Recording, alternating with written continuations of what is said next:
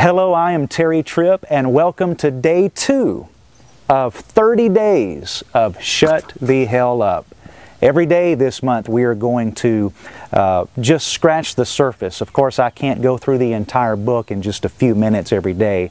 So that's why we are offering this book absolutely free to the first 300 people. You see that little box right there on the screen? When you subscribe to our YouTube channel, and then shoot me an email at terry@terrytripp.com, terry@terrytripp.com. Give me your address. We will send this book to you, postage paid, no strings attached. And that way you can follow along with me. You can also, if you have a church youth group, a Bible study, a home group, this month we are offering this book. When you order 10 or more, you can get it for just $4 each. Usually retails for $24.95, but we want to make this offer simply because we've seen the results. We've seen how God has used this book to silence the roar of hell in thousands of people. But not just silence the roar, but it releases a new sound, the sound of heaven, the sound of victory, and that's what I want to talk to you about on this segment. We started yesterday talking about the great exchange that happened at the cross. And I shared with you a little bit about my personal testimony when I was a teenager and how hell was roaring in my mind because of just different situations, mainly because I did not know who I was in Christ Jesus. I had faced a teenage pregnancy. The girl I was dating was pregnant. We ended up getting married, had 2 beautiful, precious girls.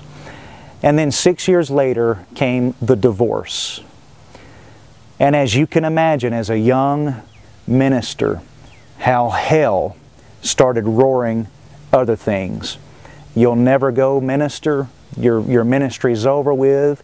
The Lord can never use somebody who's been divorced, and nobody will ever have a minister come to their church to talk about victory and all of this. And hell began to roar again. The first 26 years of my life, believe it or not, I did not know who I was in Christ Jesus. I was raised in the church. I was raised in a Christian home, raised on Christian television. However, I knew about God, but I didn't know God. Big difference. Furthermore, I did not know who I was in Christ Jesus. I didn't know all that took place at the cross, and I didn't know about the great exchange that happened at the cross. I faced an identity crisis. I had identified with the pattern and the system of the world for so many years that is how I began to live. Even though I knew there was something else, and I tried my best to live it, but I was so structured, I was so dominated by the pattern of the world, and I did not know how to break free. And I just want to read this to you. This type of thinking came from me identifying with sin, all right? And not with who God made me to be in Christ. I had identified with the condition of man before Jesus went to the cross. And I believe that's where a lot of people are today in the church, not just in the world, but even in the church. We identify with the pattern of the world, sin, maybe past mistakes, maybe failures, maybe things people did to us as a child or as a teenager, and it's so easy, if we're not careful, to blame other people, when the truth is, when we know who we are in Christ, it doesn't matter what happens on the outside. What matters is the change that happens on the inside.